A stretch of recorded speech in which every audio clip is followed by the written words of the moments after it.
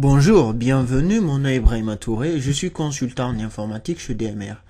Dans cette vidéo s'inscrivant dans le cadre de nos séries de vidéos sur la technologie WPF de Microsoft, nous allons présenter la leçon 1 intitulée Liaison des éléments, concernant le chapitre sur les bases du binding ou de la liaison des éléments.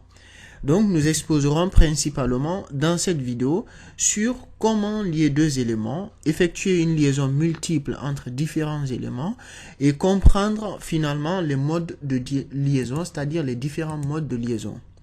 Donc pour commencer, nous allons construire l'interface qui va nous servir d'exemple pour illustrer l'ensemble des concepts que nous allons aborder dans cette vidéo. Donc en premier lieu, dans notre grille que nous avons ici, et via cette instance, nous allons ajouter des grid.rowDefinition ici à ce niveau pour ajouter différentes lignes à notre interface. Donc nous avons des rowDefinitions. Et dans celui-ci, nous allons ajouter différents rowDefinitions. Nous avons rowDefinitions. Et pour chaque rowDefinition ajoutée, nous savons que celui-ci correspond à une nouvelle ligne que nous ajoutons dans notre interface. Aussi, dans notre grille, nous souhaitons à ce que nous ayons deux colonnes. Donc, en ce moment, nous allons faire via toujours cette instance. Nous faisons appel à grid.colonneDefinitions, donc à la propriété colonneDefinitions qui est une collection et propriété dans laquelle nous allons rajouter des colonneDefinitions et qui correspondent ici à l'ajout d'une nouvelle colonne dans notre interface. Donc finalement, dans notre interface, nous avons ici deux lignes et deux colonnes. Donc pour la suite, ce que nous allons faire est de rajouter une image qui va nous permettre de mieux illustrer schématiquement ce que nous voulons exposer ici sur le concept de liaison des éléments. Donc comme source de notre image, nous mettons source et nous mettons binding.png parce que c'est une image que nous avons dans notre explorateur de solutions, c'est-à-dire dans notre projet. Et puis nous souhaitons à ce que cette image là alors en ce moment se trouve répartie sur les deux colonnes qui se trouvent dans notre grille. Alors finalement nous avons l'image à ce niveau. Nous ramenons ceci un peu ici comme ça pour que nous puissions mieux nous concentrer sur ce qu'on va écrire pour la suite.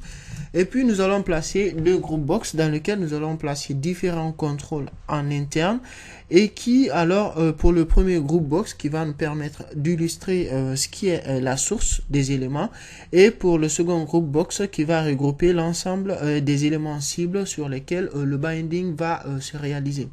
Donc nous mettons le premier group box à ce niveau. Donc nous refermons ce group box là et en termes d'attributs, c'est-à-dire de propriété de notre group box, nous allons déjà lui attacher une propriété ici, une propriété attachée qui est le grid.row. Donc nous mettons ici et donc qui va alors en ce moment occuper la ligne 1 et puis nous allons mettre le header de notre group box, c'est-à-dire son en-tête à ce niveau. Donc nous mettons header. Et pour ce qui est du header de notre group box, que nous allons mettre source parce que celui-ci va contenir tous les contrôles sources sur notre interface. Pour ce qui est du background de notre group box, donc nous allons mettre ceci à yellow green, c'est-à-dire une couleur simplement pour différencier du prochain group box que nous allons avoir dans notre interface. Et pour ce qui est du margin, nous mettons le margin c'est à ce niveau et puis nous mettons 0 à ce niveau, 0 pour ce qui est du top et puis 20 pour ce qui va s'agir de la droite et puis finalement 0 pour ce qui va être du bottom. Donc dans notre group box, nous allons placer à l'intérieur de celui-ci un text box. Donc nous mettons text box ici, c'est-à-dire un champ de texte que nous nommons txt. Donc nous allons mettre txt source, donc qui va être le contrôle source et pour lequel nous allons donner une propriété texte par exemple qui va être pourquoi pas champ de texte source.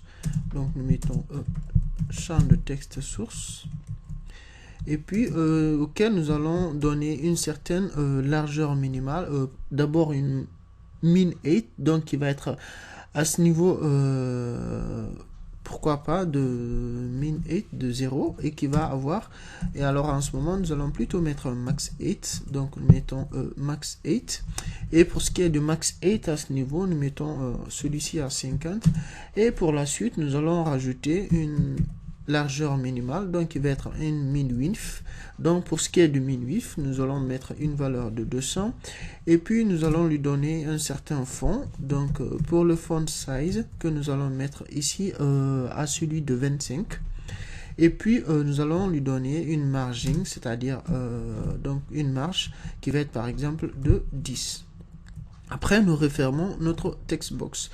Donc là, nous avons notre contrôle source ici à l'intérieur. Nous allons copier tout ceci, le groupe box jusqu'à ce niveau, et puis revenir pour mettre la même chose.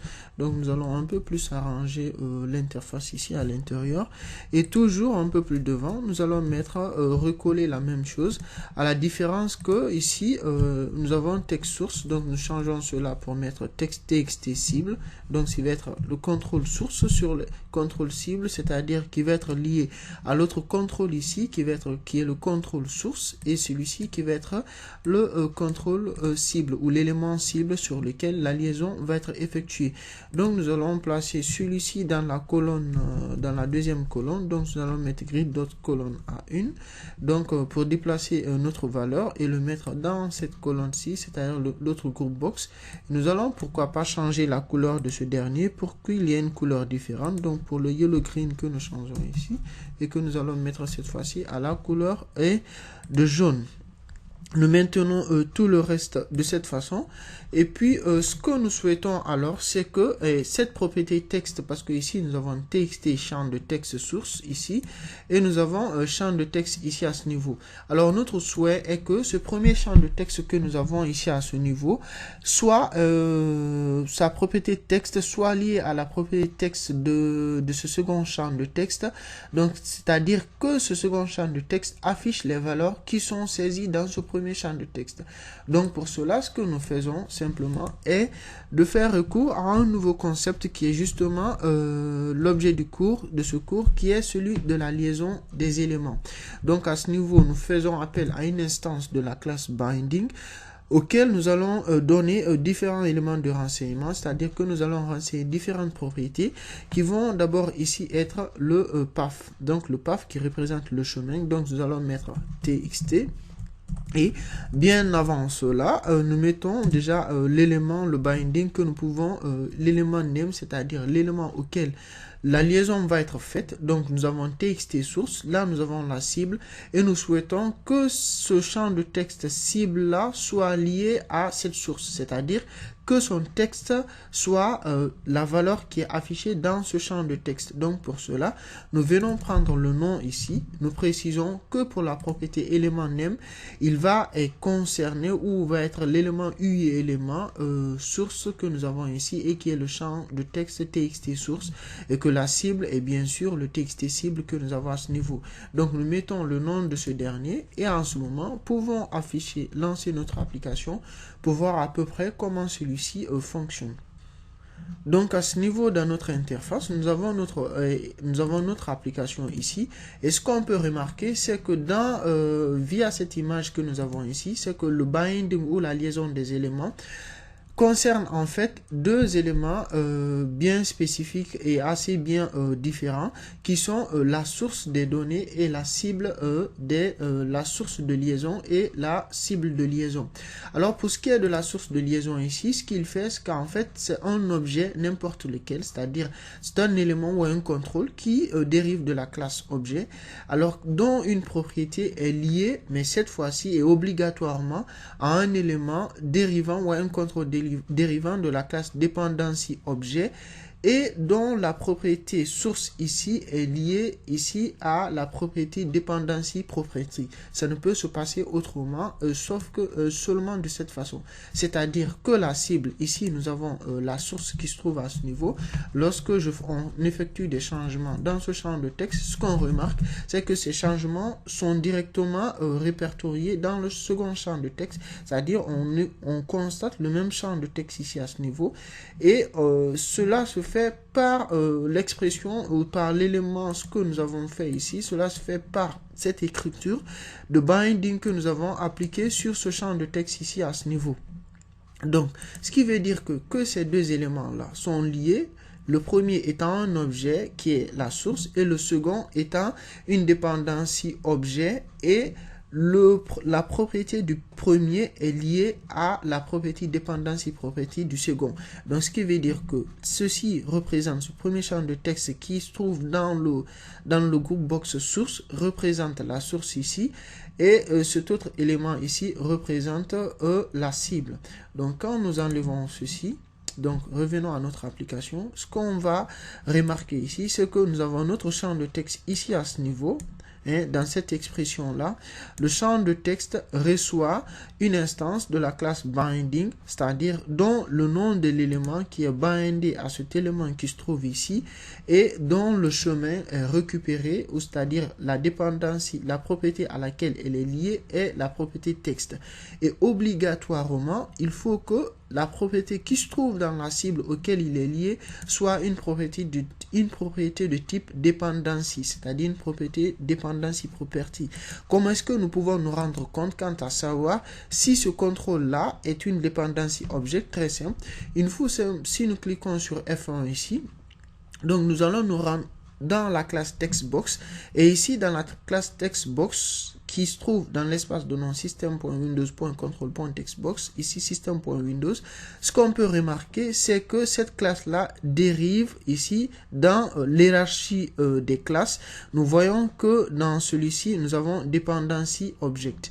Et quand on revient à la propriété que nous avons ici, à notre élément, nous noterons alors que sur le textbox, nous avons sur la propriété texte un binding, c'est-à-dire via une instance de la classe binding ici, mais que nous ne pouvons pas faire de binding sur une propriété élément name ou une propriété path, parce que tout simplement ces propriétés-là ne sont pas ici, que la classe binding ici n'est pas une dependency object, c'est-à-dire que souvent, la plupart du temps, quand nous avons des UI éléments, c'est-à-dire des contrôles et tout, nous pouvons faire des bindings sur différentes propriétés de ceux-là, mais par exemple sur la classe binding, nous ne pouvons pas faire de binding sur une propriété élément name, par exemple, sur cette propriété-ci, parce que tout simplement, cette classe-là ne dérive pas de dependency object. Donc, quand on fait F1 sur cette classe ici et que nous venons dans la hiérarchie des dérivations des classes de la classe dont dérive cette classe-là de binding,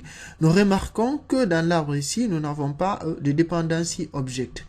Donc voilà pourquoi, donc voilà l'explication en fait qu'il faut comprendre de ce chemin que nous avons ici. Alors pour la suite, nous allons effectuer une liaison multiple, c'est-à-dire à ce niveau, nous voyons que nous avons un font size ici de 25 et nous avons un font size ici de 25, toujours sur les mêmes deux textbox. Donc pour ne pas être redondant, nous pouvons venir ici tout simplement et dire que nous souhaitons à établir un binding sur cet élément ici, c'est-à-dire que l'élément name, ça va toujours être donc notre txt source, donc nous mettons txt source ici à ce niveau, et que comme chemin, c'est-à-dire le path, nous souhaitons à ce que celui-ci soit le font size de du contrôle txt source. Donc nous mettons font size. Alors c'est la même expression que le précédent, c'est-à-dire toujours que le font de celui-ci est à 25, mais par contre son font n'est plus un font défini et figé, mais son font il le prend du font size du font de premier textbox ici, qui en fait représente sa source. Alors ici, quand on revient à ce niveau, nous voyons que sur le même contrôle, nous pouvons définir plusieurs éléments de binding, c'est-à-dire plusieurs bindings sur plusieurs propriétés. Autant qu'un contrôle a des dependency property, autant de dependency property correspond à autant de binding que nous pouvons effectuer. Donc ici, nous avons un premier binding sur ce premier, sur ici, et nous avons un autre second binding à ce niveau. Nous aurons toujours le même résultat en lançant l'application, mais sauf que à ce niveau, nous avons effectué un multi-binding. Merci d'avoir suivi cette vidéo. Je vous donne assez rapidement rendez-vous dans d'autres vidéos, toujours portant sur la technologie WPF de Microsoft, et vidéos qui vont certainement être la suite logique de ce chapitre qui est portant sur les bindings. Merci une fois de plus encore. Au revoir et à bientôt.